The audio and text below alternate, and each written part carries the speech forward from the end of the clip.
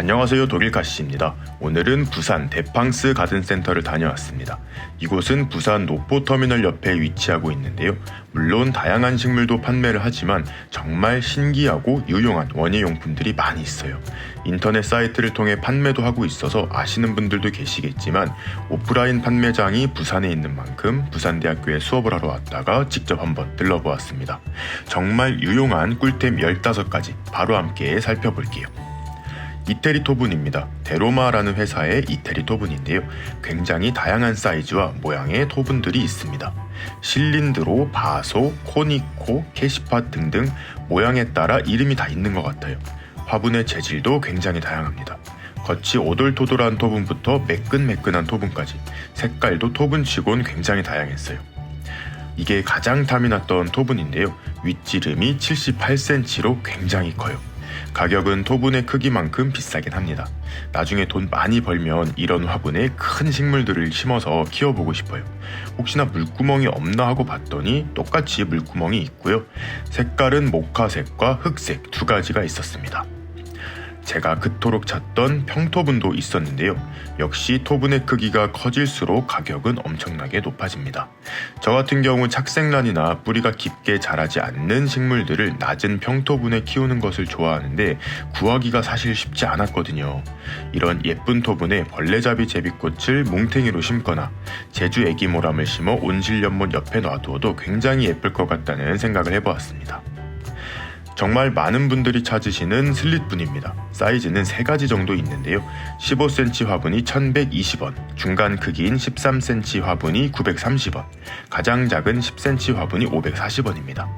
색깔은 모스그린과 흰색 두 가지 버전이 있어요. 그리고 이 슬릿 화분을 걸어서 키울 수 있는 행거가 있습니다. 하나에 1,000원인데요. 이렇게 화분에 꽂아서 사용할 수 있습니다. 덩굴성으로 자라는 식물들을 키우기에 딱이죠. 제라늄 키우시는 분들이 이 조합으로 많이 키우십니다. 안 그래도 통기가 잘 되는 화분인데 공중에 걸어두면 더 잘 되겠죠. 한 가지 꿀팁은 햇반 용기에도 이게 들어가거든요. 저는 그래서 햇반 용기에 꽂아서 물받침 겸용으로도 사용을 하고 있습니다. 투명 화분에 걸어두면 이상하려나 하고 결합해 보았는데 딱히 이상하지는 않았어요. 자, 여러분들이 많이 물어보시는 지지대입니다. 제가 사용하는 2m 지지대는 아니지만 비슷한 지지대가 있네요. 길이는 3가지였습니다. 가장 긴 지지대가 150cm고 가격은 1,800원입니다. 마당이나 화분에 꽂아두면 지지대에 돌기가 있어 단단하게 고정이 되는 장점이 있어요. 특히 초록색이라 식물체와 잘 어우러져 미관상도 좋을 듯 싶어요. 120cm짜리는 1,500원, 90cm짜리는 1,200원입니다.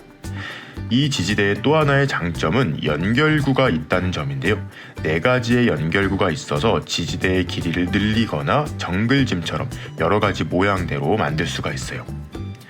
옆에 코너로 이동을 했습니다. 비료, 밝은제, 수목보호제 등등 실제로 제가 사용하는 제품들이 많이 있었는데 이것도 하나씩 살펴보도록 할게요. 가장 먼저 원예용 철사입니다. 물론 다이소에도 팔긴 하는데 대형 다이소가 아니면 보기 힘들어서 조금 아쉬운 점이 있는데요. 하나 사두시면 굉장히 유용하게 쓸 수 있습니다. 저 같은 경우 1년에 2통 이상 사용을 하고 있어요.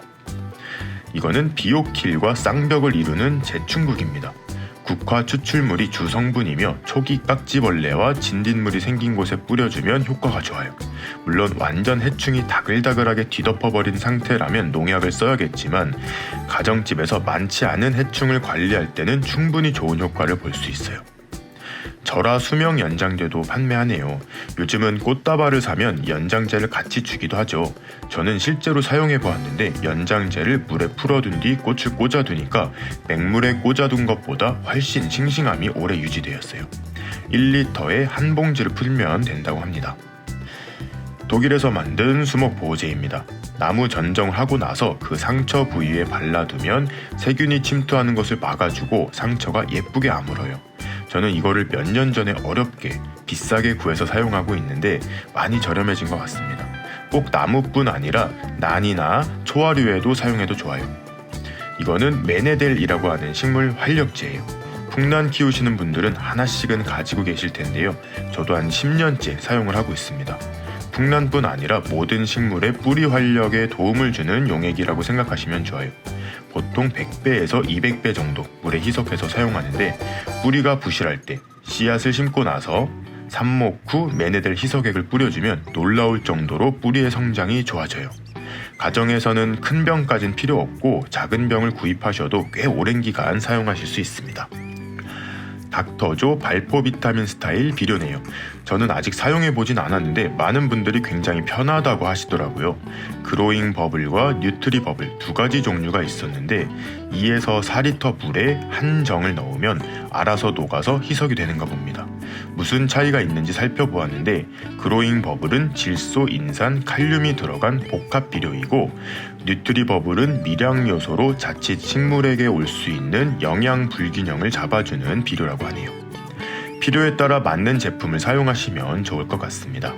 정말 발포 비타민이랑 비슷하게 생겨서 자칫 모르는 사람이 먹을 수 있으니 그 점은 꼭 주의해주세요. 핀셋도 있습니다. 이 핀셋은 사실 어디서 구해야 할지 난감한데요. 약국에서도 핀셋을 판매하긴 하지만 이렇게 큰 거는 보기가 쉽지 않거든요. 다육이 잎꽂이 정리를 하거나 어린 식물을 옮겨 심을 때 유용한 핀셋이에요. 저 같은 경우 벌레잡이 제비꽃 에셀리아나를 옮겨 심을 때 항상 사용을 하고 있습니다. 서스티라는 이름의 제품입니다. 저는 처음 본 제품인데요. 이게 식물 물 주는 시점을 알려주는 기능을 가지고 있다고 합니다. 본체와 리필 2입으로 판매 중인데요. 본체를 화분에 꽂아두면 물이 어느 정도 있는지 알려줍니다. 화분에 물이 충분하면 막대의 하늘색 부분이 새파랗게 변한다고 해요. 그리고 시간이 지나 화분에 물이 마르게 되면 다시 옅은 색으로 돌아옵니다. 나무젓가락을 화분에 꽂아 물이 말랐는지 확인하는 방법에 기초해서 개발한 제품 같아요. 6개월 정도 사용을 하면 물을 줘도 색이 변하지 않게 되는데, 그때 안에 있는 막대를 교체해주면 된다고 합니다.